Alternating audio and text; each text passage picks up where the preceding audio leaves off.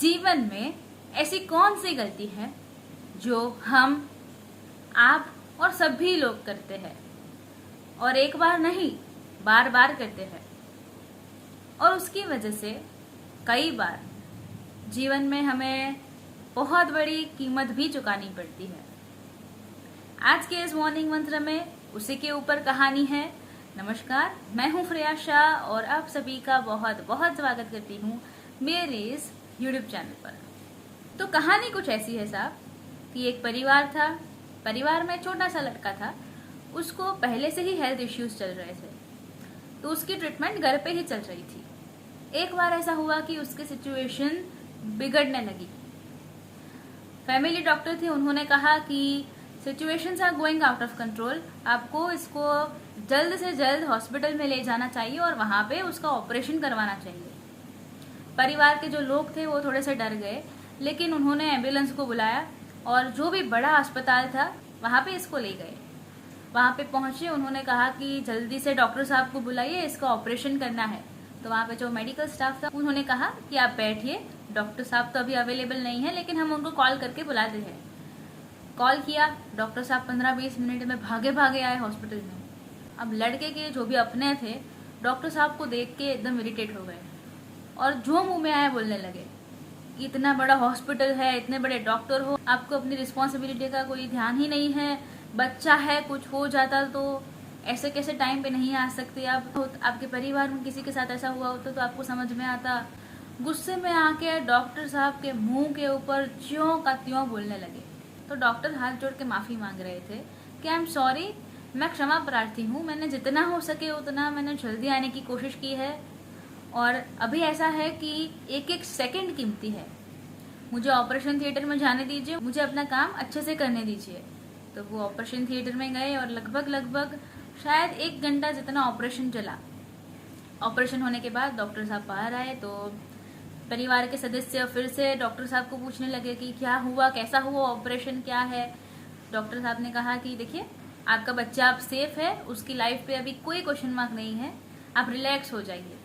तो ये लोग तो क्वेश्चन पेपर लेके खड़े हो गए कि क्या करना है, क्या प्रिकॉशंस लेने हैं, कब ले जा सकते हैं, कब तक रखना है, ये वो। तो डॉक्टर साहब ने कहा कि देखिए, अभी जो मेरे जो स्टाफ में है, मेडिकल स्टाफ में, वो आपको ये सारे सवाल का जवाब दे देंगे। और जितनी स्पीड से वो आए थे उसके डबल स्पीड से डॉक्टर साहब चले गए। ये देख के फैमिली मेंबर्स तो और गुस्सा हो गए और बोलने लगे कि यार कैसा डॉक्टर है, कितना घमंड है इस डॉक्टर में, जो उसके ऑक्यूपेशन में आता है कि पेशेंट के फैमिली मेंबर्स को सेटिस्फाई करे, उसके आंसर्स भी नहीं दिए।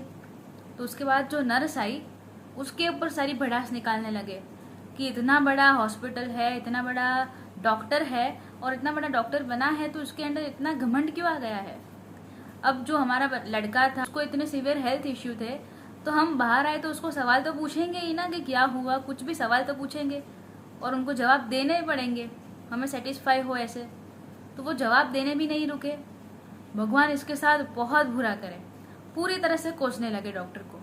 तो वो जो नर्स थी वहाँ पे, उसके आंखों में आंसू आ गए। तो फैमिली मेंबर्स थोड़ा देख के अचरज में आ गए कि शायद इतना डॉक्टर को बोला होगा इसलिए उसके आंखों में आंसू आ गए होंगे। लेकिन वो नर्स बोली कि आपको पता है कि आप किसके बारे में बात कर रहे हैं। आज सुबह ही डॉक्टर साहब के बेटे की, यंग बेटे की, जो 20-22 साल का था, उसकी एक्सीडेंट में मौत हो गई। तो आप जब आए अपने लड़के को लेके, तब हम थोड़ा कंफ्यूज थे। हम सोच रहे थे कि डॉक्टर साहब को कॉल करे कि ना करे।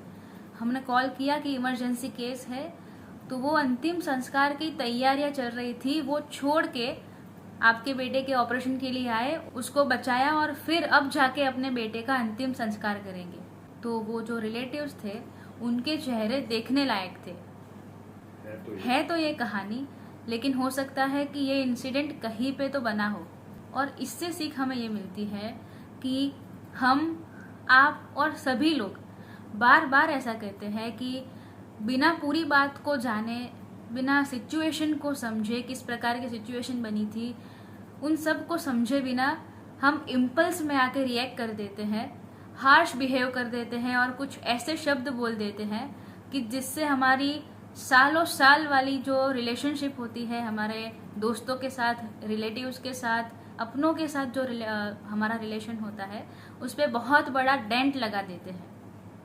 तो बस इस एक आदत को सुधार दीजिए और 2 काम कीजिएगा कि इस वीडियो को लाइक कर दीजिए और इस वीडियो को आपके जितने भी अपने हैं और जितने भी सोशल मीडिया के माध्यम है वहां पे शेयर जरूर से कर दीजिएगा। प्रियाशा नाम के इस यूट्यूब चैनल को अभी तक सब्सक्राइब नहीं किया है तो कर लीजिए, साथ वाला बेल आइकन दबा दीजिए और उसके बाद 3 ऑप्शंस आएंगे, ऑल के ऊपर क्लिक कर दीजिए ताकि हर नए वीडियो की नोटिफिकेशन सबसे पहले मिलती रहे। नए वीडियो के साथ फिर मिलेंगे। धन्यवाद।